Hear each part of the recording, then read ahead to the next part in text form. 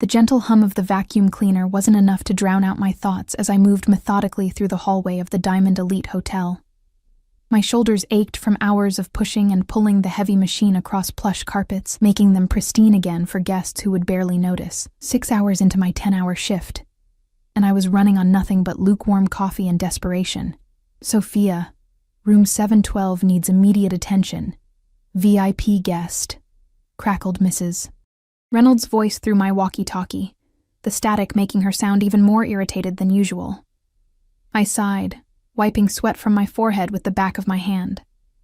"On my way," I responded, knowing that arguing would only make things worse. I needed this job, needed it desperately enough to swallow whatever pride I had left after 6 months of scrubbing toilets and changing sheets for people who couldn't even remember my name. The 7th floor housed the luxury suites, a world I only entered with a cleaning cart and a uniform that itched at the collar. I pushed my cart toward room 712, fumbling with my master keycard while balancing a stack of fresh towels against my hip. The corridor smelled of expensive cologne and polished wood, so different from the bleach and disinfectant scents that clung to my uniform and followed me home each night. I knocked 3 times, my knuckles rapping against the mahogany door. "Housekeeping," I called out, waiting for the customary silence that meant I could enter. When no response came, I slid the keycard into the slot, watching the light turn green before pushing the door open. The suite was dark, heavy curtains drawn against the afternoon sun, casting the room in shadows that seemed to breathe. Something felt different. The air was thick with tension, like the moment before lightning strikes. I should have noticed the subtle signs: the half-empty whiskey glass on the marble countertop, the laptop open on the dining table, the suit jacket draped over a chair, but exhaustion had dulled my senses. And I wheeled my cart into the suite, flicking on the lights without thinking. That's when I heard it. A sharp intake of breath from the adjoining room, followed by a low murmur of voices that immediately fell silent. My heart leaped into my throat as a man emerged from the bedroom doorway, his silhouette cutting a dark line against the dim lighting behind him. Tall, broad-shouldered, impeccably dressed in a crisp white shirt and dark slacks, he moved with the quiet confidence of someone who owned not just the room, but the entire building, perhaps the entire street. I'm so sorry, sir," I stammered, already backing toward the door, my hands trembling as they gripped the handle of my cart. I didn't realize the room was occupied. His face remained partially in shadow, but I could feel his eyes, dark, assessing, moving over me, taking in my uniform, my face, the tremor in my hands. The silence stretched between us until I thought I might scream just to break it. Then he spoke. His voice surprisingly soft, with an accent I couldn't quite place. Eastern European, maybe, smooth around the edges but with a hardness underneath, like velvet over steel. "Enter and close the door," he said.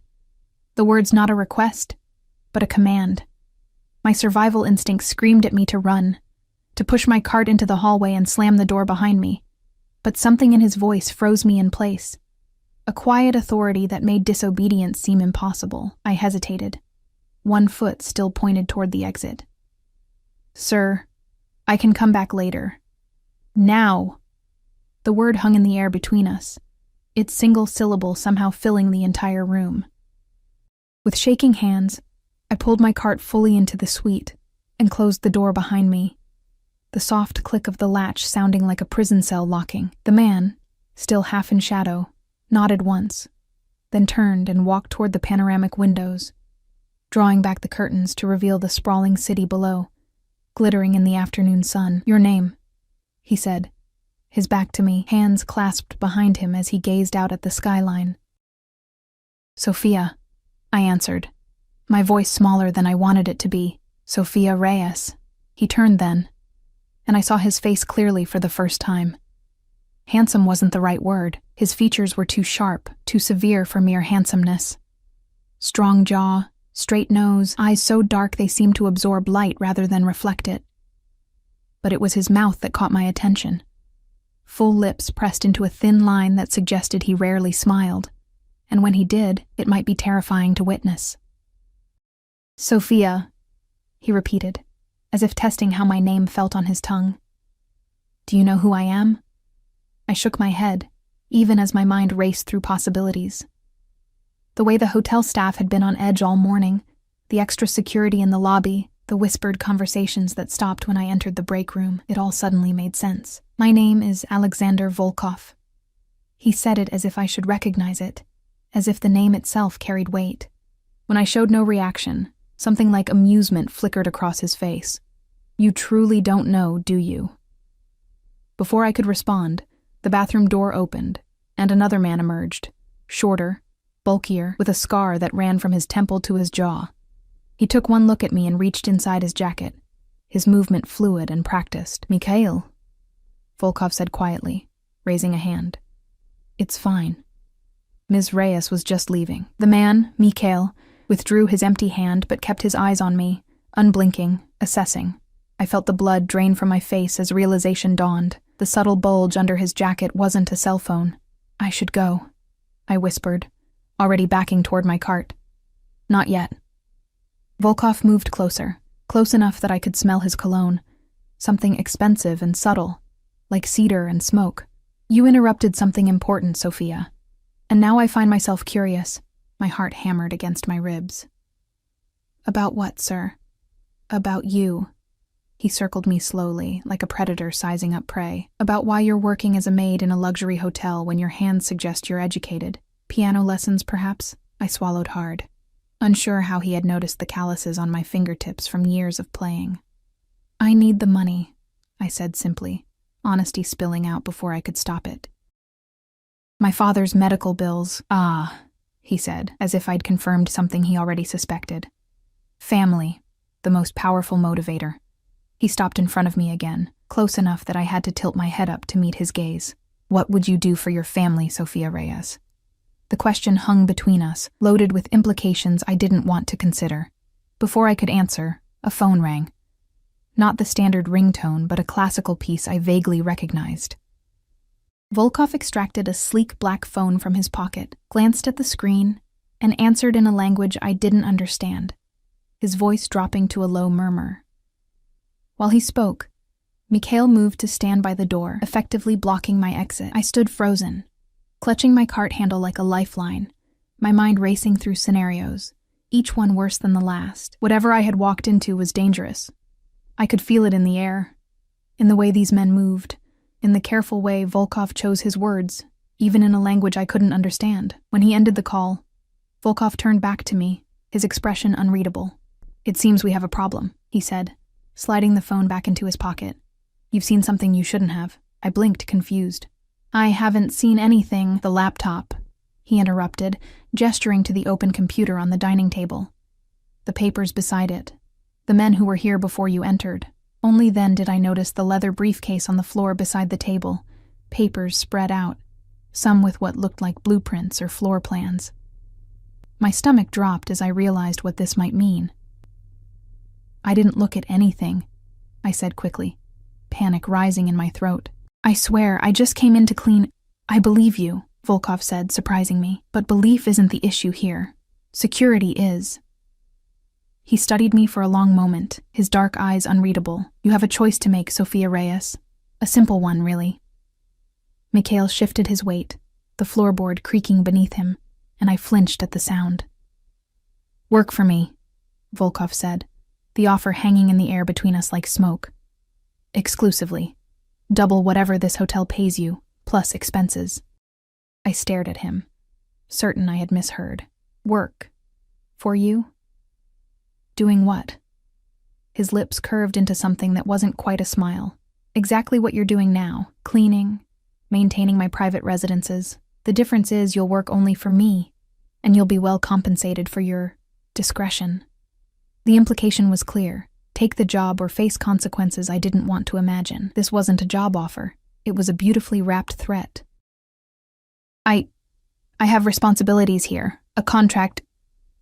"That will be handled," he said dismissively, as if contracts could be dissolved with a wave of his hand. Perhaps for him, they could be. A knock at the door made me jump. Mikhail opened it a crack, exchanged a few words with someone in the hallway, then closed it again, nodding to Volkov.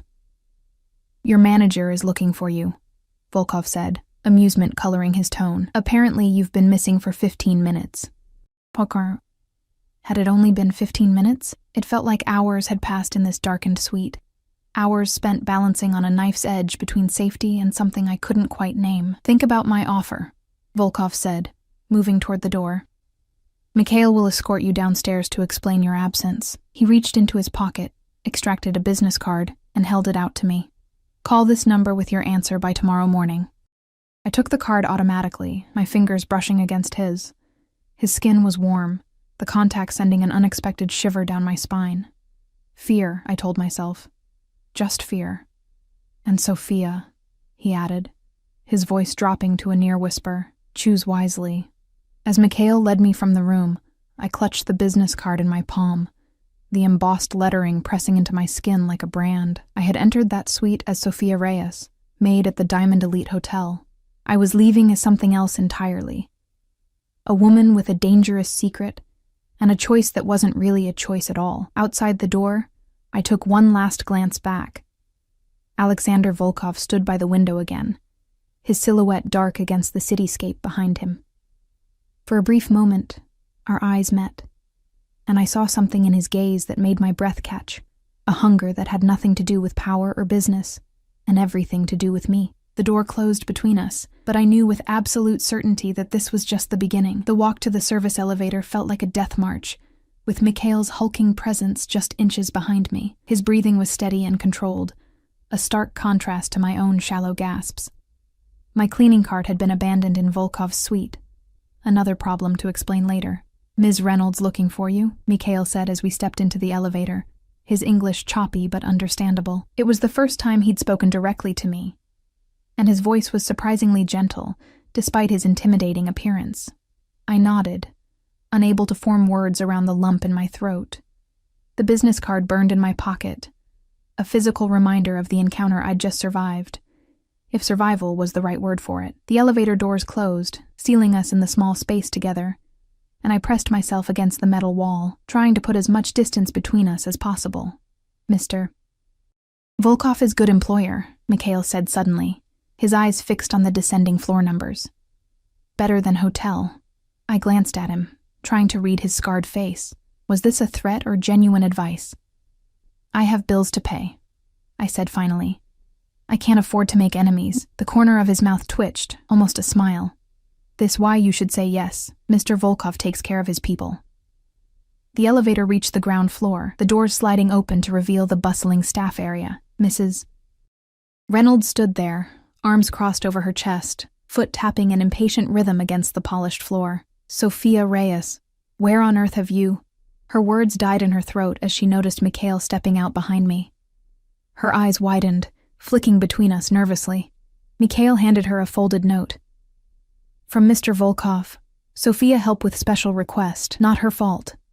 Mrs. Reynolds unfolded the note, her expression shifting from anger to something close to fear as she read. I see, she said, her voice suddenly deferential. That's perfectly fine then. Thank you for escorting her down. Mikhail nodded once, then turned to me. Remember, tomorrow morning. With that, he walked away, his broad shoulders parting the crowd of hotel staff who had gathered to witness my presumed downfall.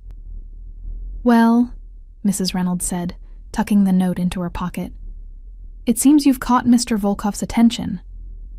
There was a question in her eyes, but she didn't voice it. I was just cleaning, I said weakly. He needed something.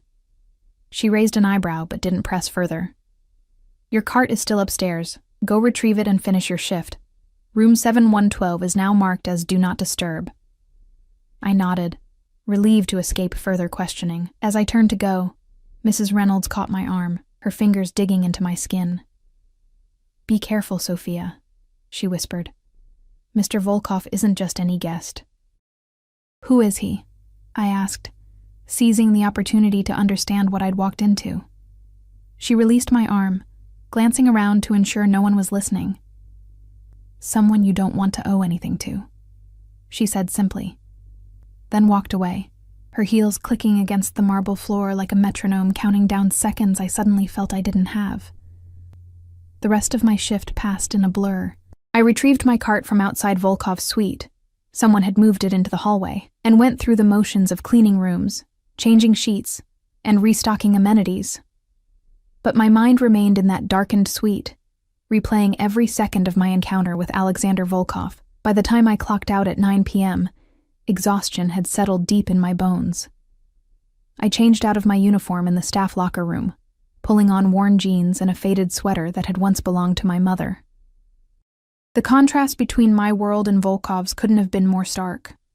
The night air was cold against my face as I stepped outside, pulling my thin jacket tighter around my shoulders.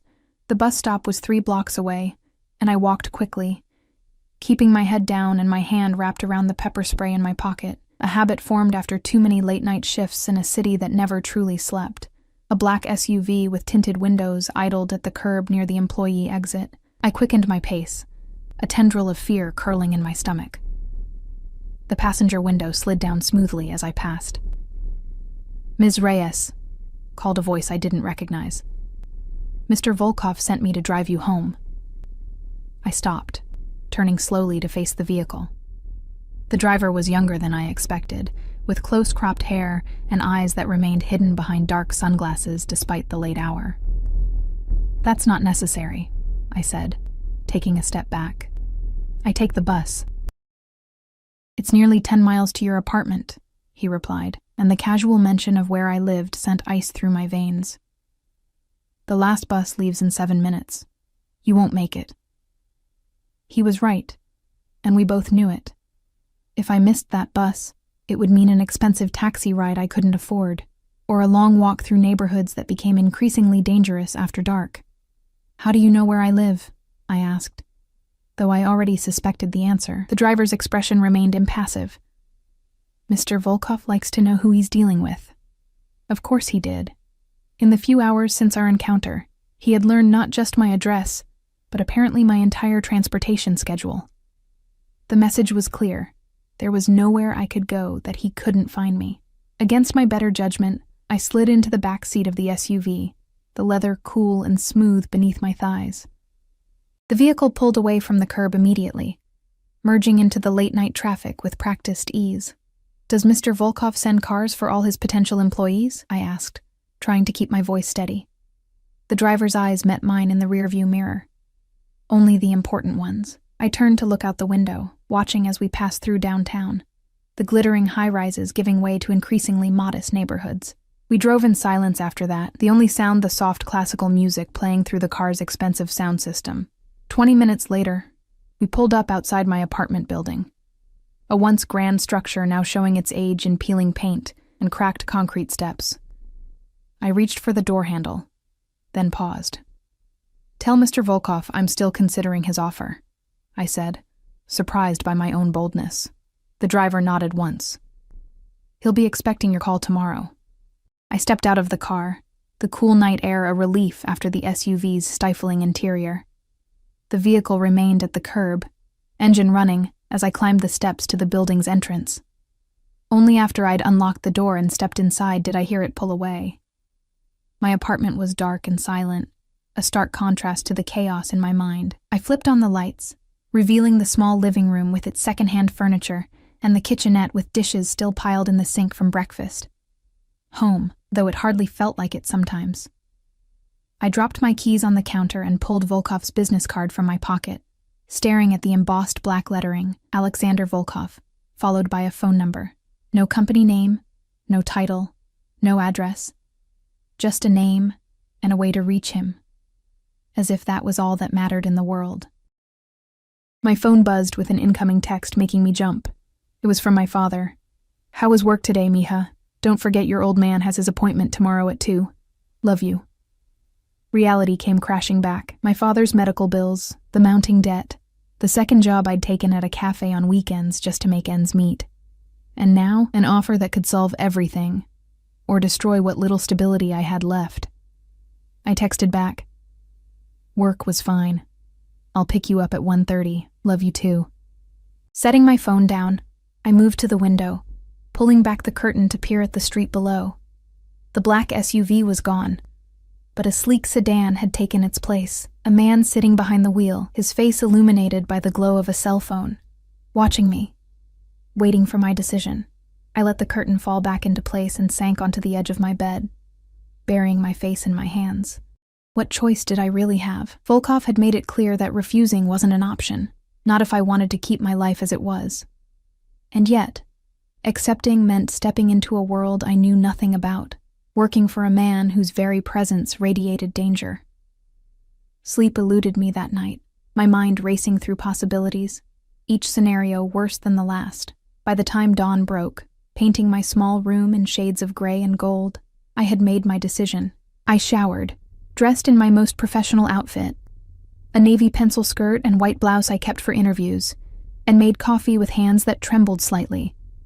The business card lay on my kitchen counter, the phone number memorized after hours of staring at it. At exactly 7 a.m., I picked up my phone and dialed. He answered on the second ring, his voice just as I remembered, smooth, accented, commanding. "Sophia, I've been waiting for your call." I took a deep breath, squaring my shoulders as if he could see me. "I accept your offer, Mr. Volkov, but I have conditions." A pause, then a low chuckle that sent shivers down my spine. "Conditions? You surprise me, Ms. Reyes. I need to keep my current schedule 3 days a week," I said, forcing confidence into my voice. "My father has medical appointments I can't miss, and I want everything in writing: salary, expectations, benefits." Another pause, longer this time. I held my breath, wondering if I'd pushed too far. "Your loyalty to your father is commendable," he said finally. 4 days a week you work exclusively for me. The other 3 you're free to attend to your family obligations. As for the contract, Mikhail will deliver it today. Is that acceptable? I closed my eyes, relief washing over me. "Yes." "Good. A car will pick you up tomorrow morning at 8 a.m. Pack enough for a week away." My eyes flew open. "A week? But you said—" "I said you could keep your schedule 3 days a week. I didn't specify which days." His tone was final, brooking no argument. "The first week is training, at my estate upstate.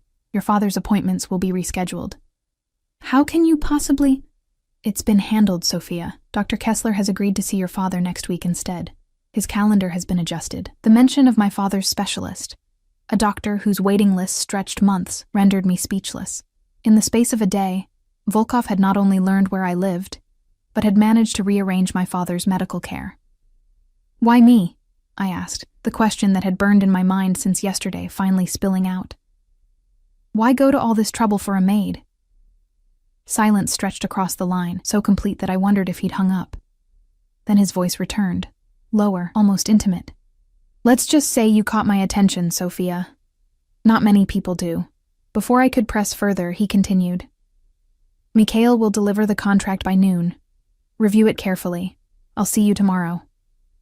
The line went dead, leaving me standing in my kitchen, phone still pressed to my ear, heart racing with a mixture of fear and something else I didn't want to name.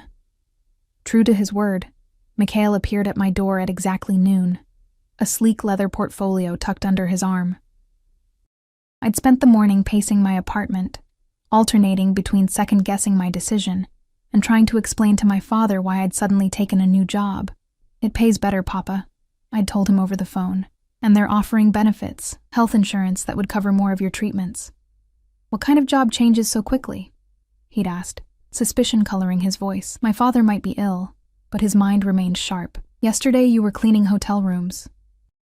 "It's a private position," I said, the half-truth bitter on my tongue. "For a wealthy client who stayed at the hotel. He needs a household manager." The lie came easily, disturbingly so. When Mikhail knocked, I jumped, nearly dropping the mug of cold coffee I'd been clutching for the past hour. I opened the door to find him filling the frame, his scarred face impassive as ever. "Contract," he said simply, holding out the portfolio. I took it, surprised by its weight. "Thank you."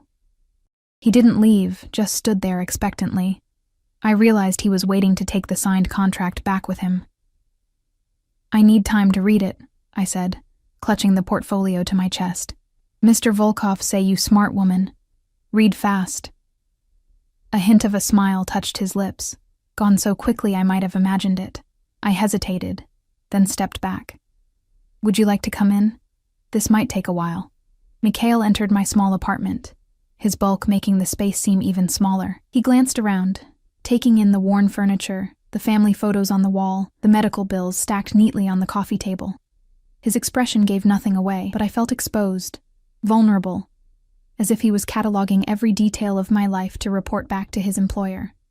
Coffee? I offered, desperate to break the awkward silence. He nodded, and I busied myself in the kitchenette, grateful for the distraction. When I returned with a steaming mug, Mikhail had settled onto my sofa, looking incongruously large against the faded cushions. Thank you, he said, accepting the coffee with surprisingly gentle hands. I noticed a tattoo peeking from beneath his cuff, intricate lines disappearing up his wrist. I sat across from him and opened the portfolio.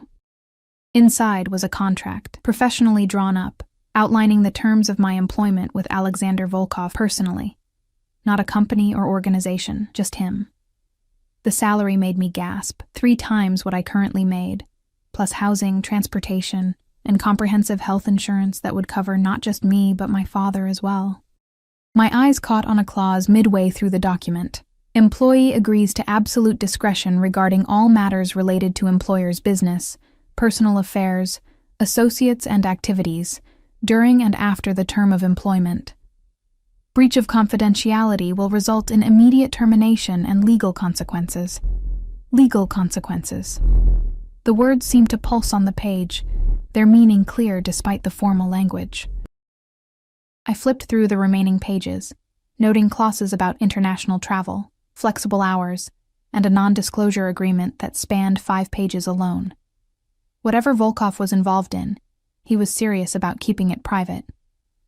This is comprehensive, I said finally, looking up to find Mikhail watching me intently. Mr. Volkov protect his interests, he replied with a shrug. And his people. And which am I asked. An interest or one of his people? Mikhail's expression softened slightly. Depends on you. I took a deep breath and signed the contract, my signature looking small and insignificant next to the dense legal text. As I handed the portfolio back to Mikhail, I couldn't shake the feeling that I'd just signed away more than my time. He tucked the portfolio under his arm and stood. Car comes at 8 tomorrow. Pack light but nice. Mr. Volkov has good guests. What does that mean? I asked, following him to the door. Mikhail paused, hand on the doorknob. Means you not just cleaning anymore. He studied me for a moment, then added, Be careful, Sophia Reyes. Mr. Volkov sees something in you. Is good, but dangerous too. With that cryptic warning he left, the door closing behind him with a finality that echoed in my chest. I spent the rest of the day in a state of anxious anticipation, packing and repacking a small suitcase with the nicest clothes I owned, pitifully inadequate for whatever awaited me at Volkov's estate. I called my father again, assuring him that everything was fine, that this was a good opportunity, that I would call him every day while I was away. I don't like this, Sophia, he said, his voice weak over the phone. Sudden jobs with strange rich men. It sounds like trouble. It's just housekeeping, Papa, I lied. Just for a better salary. Promise me you'll be careful, he insisted. Your mother would never forgive me if I let anything happen to you. The mention of my mother, gone 3 years now, after a brief, brutal battle with cancer, sent a pang through my heart. I promise, I whispered. That night, I barely slept. My dreams filled with dark hotel suites and shadowy figures. I woke at dawn, exhausted but too wired to go back to sleep. I showered, dressed in my most professional outfit again, this time paired with practical shoes I could work in, and waited, my packed bag by the door. At exactly 8 a.m., my phone buzzed with a text, downstairs. The same black SUV from 2 nights ago idled at the curb, the same driver at the wheel. He took my bag without a word, placing it in the trunk while I slid into the back seat. This time, I wasn't alone. Alexander Volkov sat on the opposite side, his dark suit impeccable, his attention focused on the tablet in his hands. He didn't look up as I entered, just said, "Good morning, Sophia," as if this was a normal commute, a normal job, a normal life. "Good morning, Mr. Volkov," I replied, my voice steadier than I felt. He looked up then, his dark eyes assessing me in a single sweep. "You'll find appropriate attire at the estate," he said, apparently finding my outfit lacking. "Daniel will have your measurements." I bristled at the presumption. "My clothes are fine for housekeeping." A flicker of amusement crossed his face. "Is that what you think you'll be doing? Simply housekeeping?" The question hung between us as the car pulled away from the curb, merging into the morning traffic. I gripped the edge of the seat, suddenly unsure of what exactly I had agreed to. "Your contract specified household management," he continued, setting his tablet aside. "That includes overseeing staff, coordinating events, and occasionally acting as hostess when I entertain. Hardly just housekeeping. Hostess." The word sent a chill down my spine. "I didn't read the fine print? I thought you might be more careful, Sophia." He leaned forward slightly, his cologne, that same subtle scent of cedar and smoke, enveloping me. "Don't worry. Your virtue is not part of our agreement. Your intelligence, your discretion, and your apparent ability to adapt quickly. Those are what interest me." I swallowed hard, heat rising to my cheeks at the implication. "Why me?" I asked again, the question that had haunted me since our first meeting. "You could hire anyone with actual experience for this role." Volkov studied me for a long moment, his expression unreadable. Then he reached into his jacket and withdrew a photograph, handing it to me without a word. It was a picture of me, much younger, perhaps 18 or 19, seated at a piano on a stage, my face alight with passion, as my fingers pressed the keys. My last recital before my mother's diagnosis, before college plans were abandoned for hospital rooms and mounting bills. "How did you get this?" I whispered, staring at the ghost of who I once was. "I make it my business to know people," he said simply. "You had a scholarship to Juilliard. Full ride. You declined it to care for your mother, and later your father." I looked up, meeting his gaze. "You investigated me. Thoroughly." He took the photo back, tucking it into his jacket. "You sacrifice everything for family, Sophia. That kind of loyalty is rare and valuable." The car had left the city behind, tall buildings giving way to suburbs and then to rolling countryside. We traveled in silence after that, the implications of his words settling over me like a weight. He hadn't chosen me randomly. He had selected me specifically, researched my past, my family, my abandoned dreams. The realization was both terrifying and, in some strange way, flattering. Hours later, the SUV turned off the main highway onto a private road, winding through dense forest before emerging at a massive iron gate. A security guard stepped forward, nodded at the driver, and the gate swung open silently. The estate that came into view stole my breath. Estate was too modest a term for what was essentially a modern castle, a sprawling stone mansion with floor-to-ceiling windows that caught the midday sun, surrounded by manicured gardens, and what looked like several smaller guest houses scattered across the vast property. "Welcome to Volkov Estate," Alexander said, watching my reaction with those dark, assessing eyes. "You're home for the next week, and 3 days a week after that." The SUV pulled up to the main entrance, where a line of staff stood waiting. A butler, several maids, a chef in whites, and a severe-looking woman in a crisp pantsuit. "Mrs. Petrov runs the household," Volkov explained as the driver opened my door. "You'll work directly under her until you learn the routines. After that, you'll report only to me." I stepped out of the car on shaky legs, overwhelmed by the grandeur before me and the impossible task ahead. Playing hostess for a man like Volkov? Overseeing a staff that clearly had more experience than I did? It was madness. As if reading my thoughts, Volkov placed a hand on the small of my back, guiding me forward. "You'll adapt, Sophia," he said, his voice low enough that only I could hear. "People like us always do. People like us." As if we had anything in common beyond the accident of our meeting. "Mrs. Petrov stepped forward, her gray hair pulled back in a tight bun, her expression making it clear she found me lacking. Ms. Reyes, she said with a slight accent similar to Volkov's. We've been expecting you. Behind her, the staff regarded me with varying degrees of curiosity and suspicion. I stood straighter, determined not to show fear, even as my heart raced with uncertainty. Mr. Volkov has guests arriving at 7, Mrs. Petrov continued. You'll observe tonight, assist tomorrow. Come, I'll show you to your quarters. My quarters turned out to be a suite larger than my entire apartment, with a bedroom, sitting area, and private bathroom complete with a marble-soaking tub. Floor-to-ceiling windows overlooked a secluded garden, autumn leaves creating a tapestry of red and gold against the emerald lawn. This is too much, I said as Mrs. Petrov showed me around.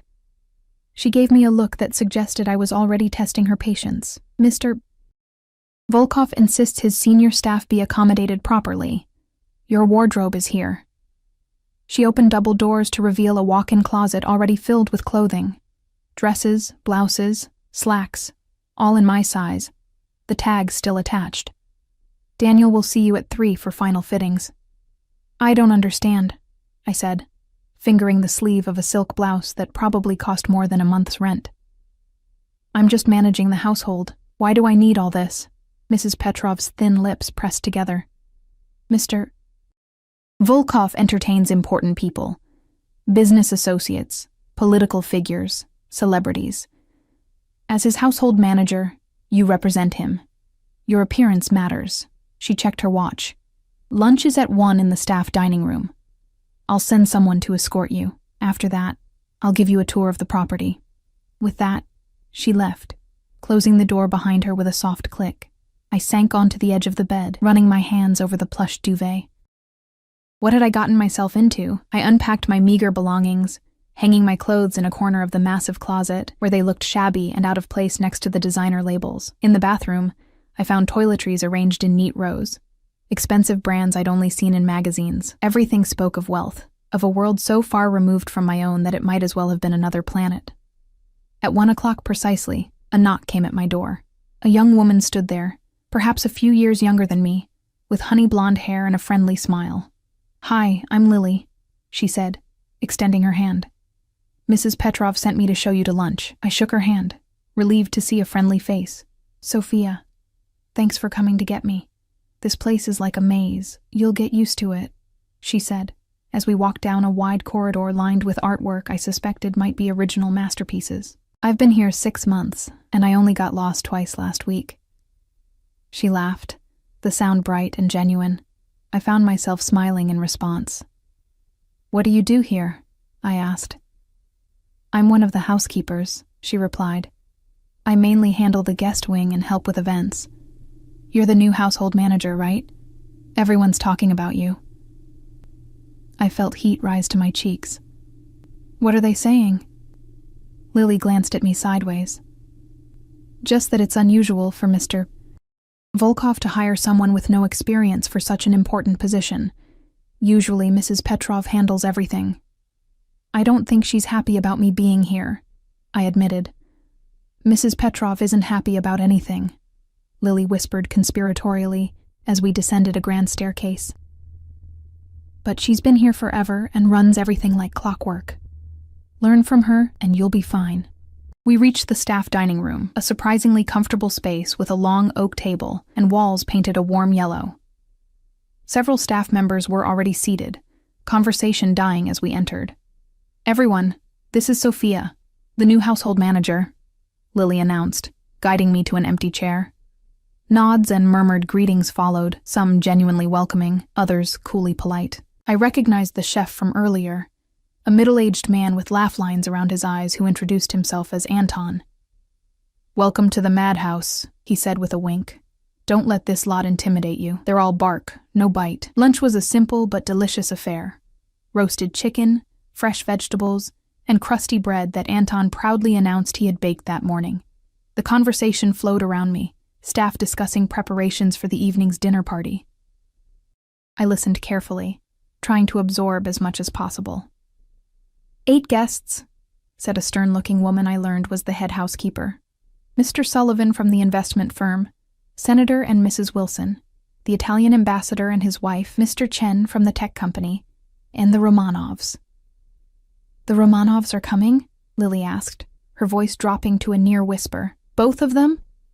The head housekeeper nodded grimly. Mr. Volkov specifically requested the blue guest room be prepared for them. Something in their exchange suggested these particular guests were significant, but before I could ask, Mrs. Petrov entered the room, and all conversation ceased immediately. "Sophia, it's time for your tour," she announced. "The rest of you should be at your stations. Guests arrive in less than 6 hours." I followed Mrs. Petrov through the mansion, trying to commit the layout to memory as she pointed out rooms, explained protocols, and rattled off a dizzying array of duties I would eventually be responsible for. The scale of the operation was overwhelming. The main house alone had 22 rooms, including a formal dining room that could seat 30, a ballroom, a library filled with rare books, and Volkov's private wing, which was strictly off-limits. "Mr. Volkov values his privacy above all else," Mrs. Petrov said sharply when I asked about the wing. "You will never enter unless specifically invited." By the time we finished the tour, my head was spinning with information. Mrs. Petrov led me to a small office adjacent to the kitchen, where a computer and stacks of binders awaited. These contain everything you need to know: staff schedules, vendor contacts, guest preferences, security protocols. She tapped the tallest stack. "Memorize them." I stared at the mountain of information in dismay. "All of this?" Her thin smile held no warmth. "Mr. Volkov has inexplicably placed his trust in you, Ms. Reyes. I suggest you don't disappoint him." She checked her watch again. "Daniel is waiting for your fitting. After that, you'll observe tonight's dinner service with me." Daniel turned out to be a rail-thin man, with impeccable taste and nimble fingers that pinned and adjusted clothing with lightning speed. He tutted over me like a disappointed parent. "Such potential, wasted on poor posture," he muttered, circling me as I stood awkwardly in a midnight blue sheath dress. "Shoulders back, chin up. You're representing Alexander Volkov now." After an hour of fittings and impromptu posture lessons, I was released to my suite to prepare for the evening. I showered and dressed in the blue dress Daniel had selected, paired with modest heels that I could actually walk in. The woman who looked back at me from the mirror was a stranger, polished, elegant, a far cry from the hotel maid of just days ago. At precisely 6 o'clock, Mrs. Petrov knocked on my door, giving me a critical once-over before nodding curtly. "Acceptable. Come, the staff is assembling for final instructions." Downstairs, the transformation was complete. The already immaculate house now gleamed with additional polish.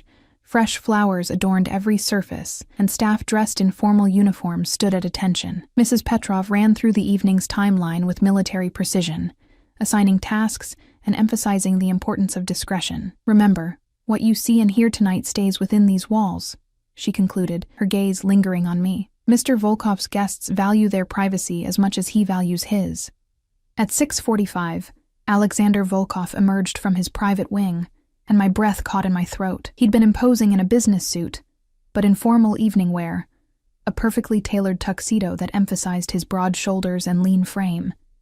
He was devastating.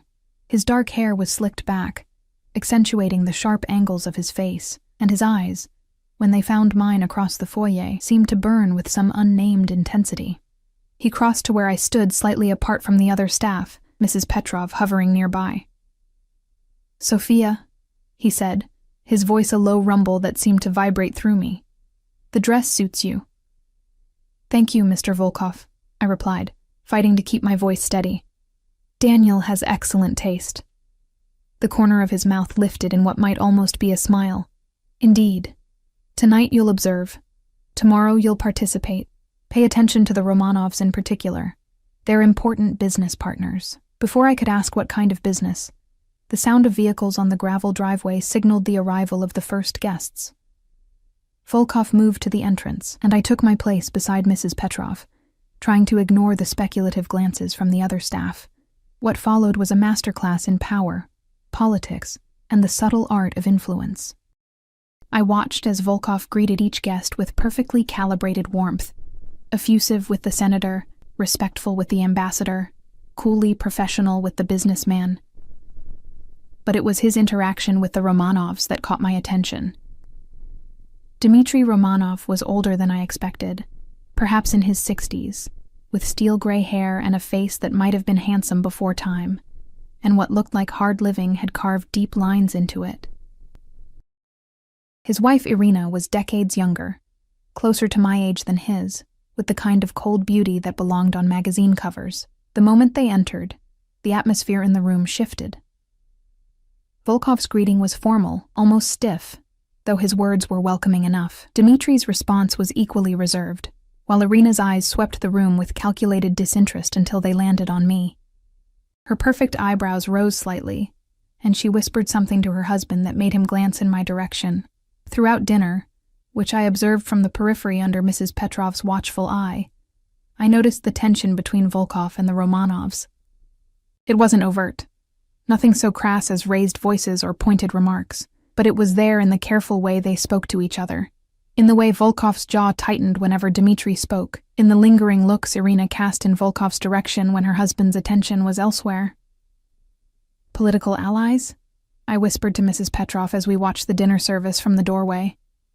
Her expression remained impassive. "Complicated," she replied, which told me nothing and everything at once. After dinner, the party moved to the library for drinks. I followed at a discreet distance, maintaining the careful invisibility of good service while absorbing everything. The conversation flowed from business to politics to art, Volkov steering topics with subtle skill.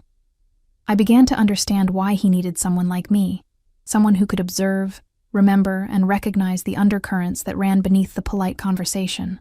As the evening wore on, I noticed Dmitry Romanov becoming increasingly inebriated, his voice growing louder, his gestures more expansive. Irina watched him with thinly veiled disgust, while Volkov remained perfectly composed, though I caught the slight tightening around his eyes that suggested his patience was wearing thin. Shortly after midnight, Volkov caught my eye and tilted his head slightly toward the door, a silent command to follow. I slipped away from Mrs. Petrov and met him in the hallway. "The Romanovs will stay the night," he said, without preamble. "Dmitry is in no condition to travel. Make sure their suite is prepared, and arrange for a car tomorrow afternoon." I nodded, mentally reviewing what I'd learned about the blue guest room. "Is there anything specific they require?" Volkov's expression was unreadable. "Irina prefers orchids. White. Make sure there are fresh ones in their room." He hesitated, then added, "And Sophia, have Mikhail stationed in the hallway outside their suite tonight, as a precaution." "A precaution against what?" I asked before I could stop myself. His eyes met mine, dark and suddenly cold. "Curiosity can be dangerous in this household, Sophia. Remember that."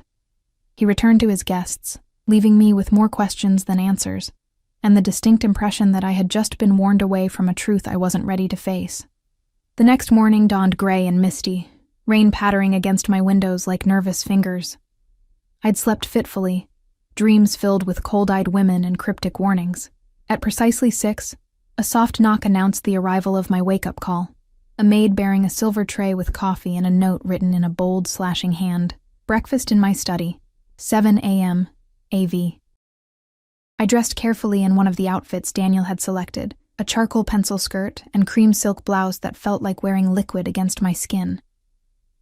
As I made my way through the quiet mansion, I noticed Mikhail standing outside the blue guest room, his posture alert despite having been there all night.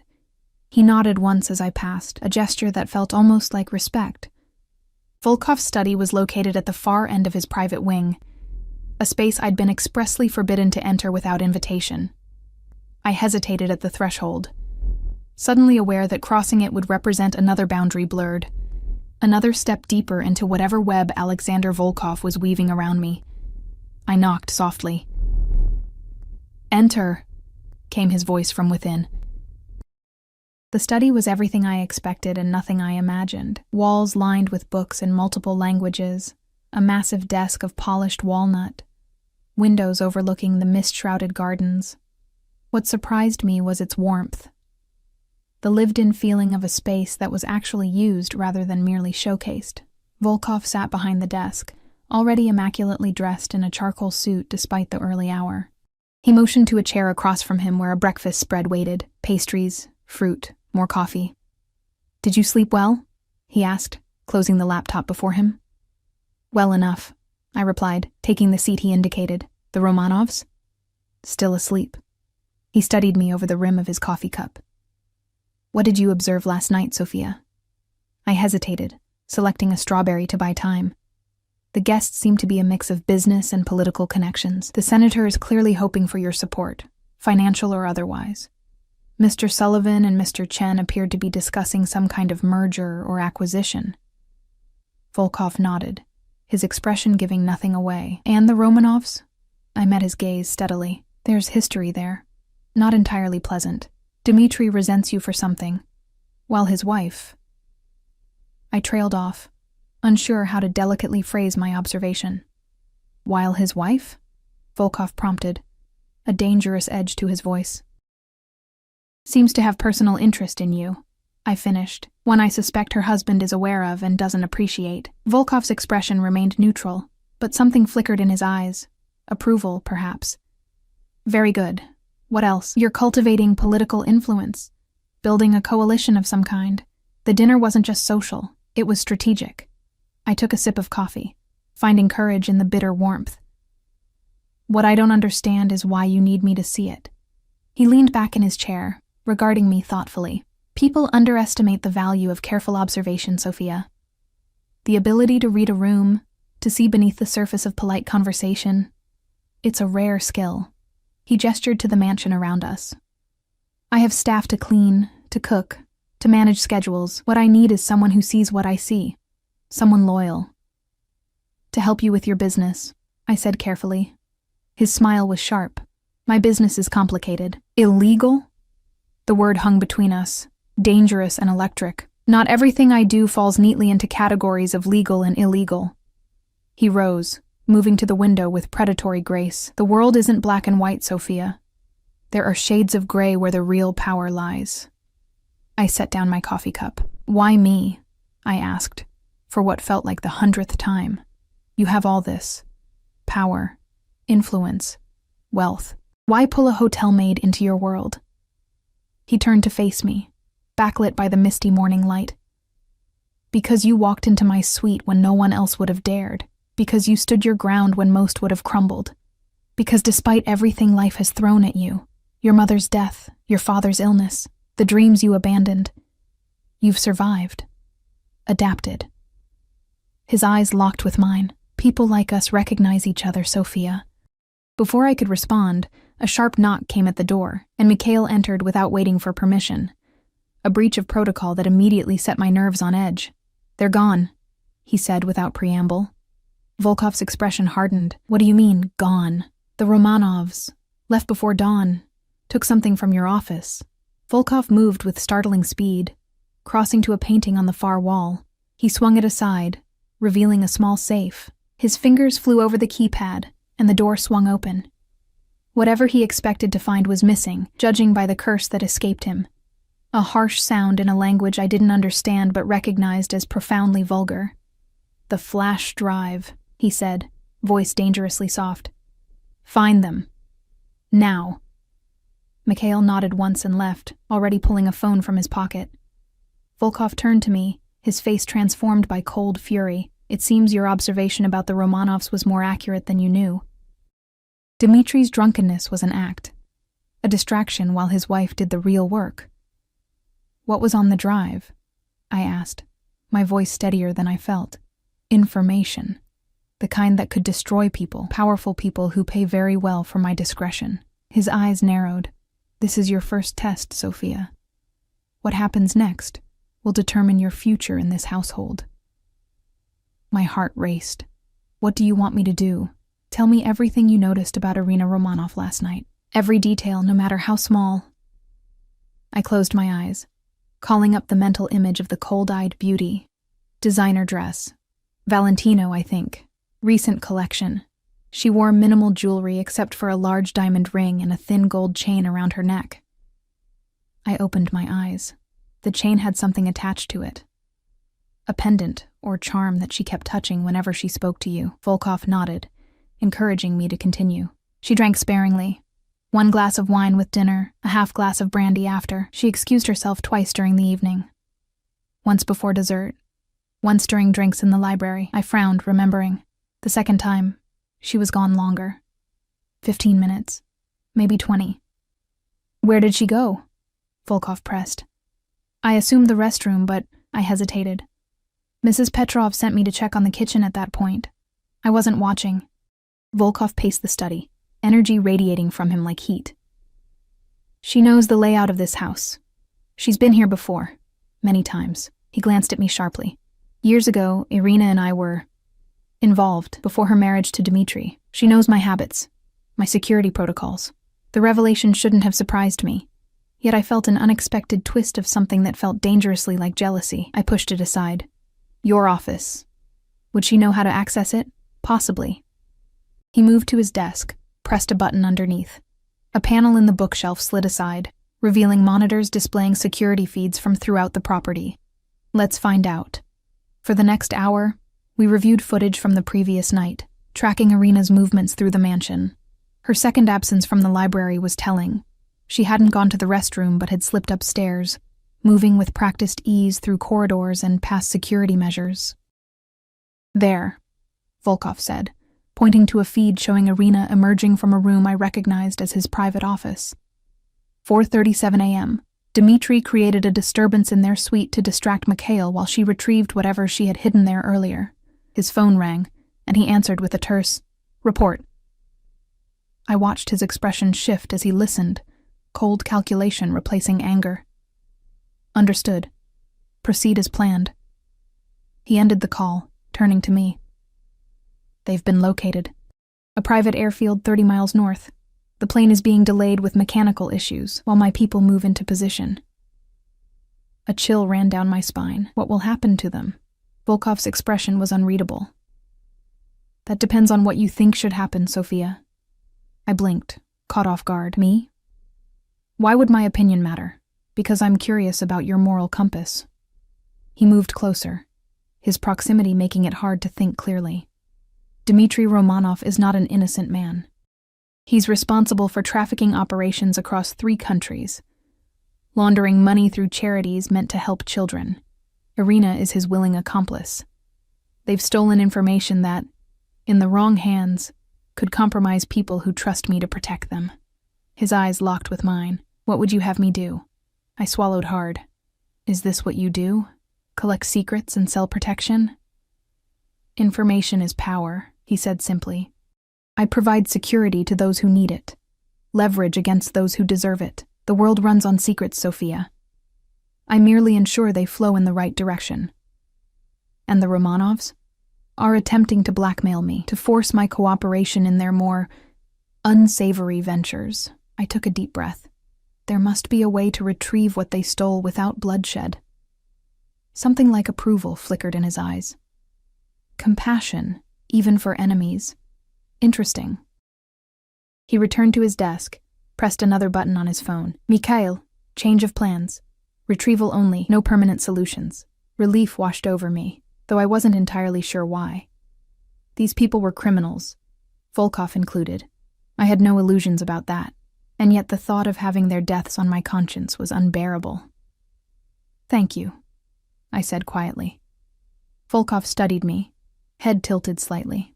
Don't thank me yet, Sophia. The day is young, and your real test is just beginning. Over the next few hours, I witnessed firsthand the scope of Volkov's operation. His estate wasn't merely a home, but the nerve center of a vast network.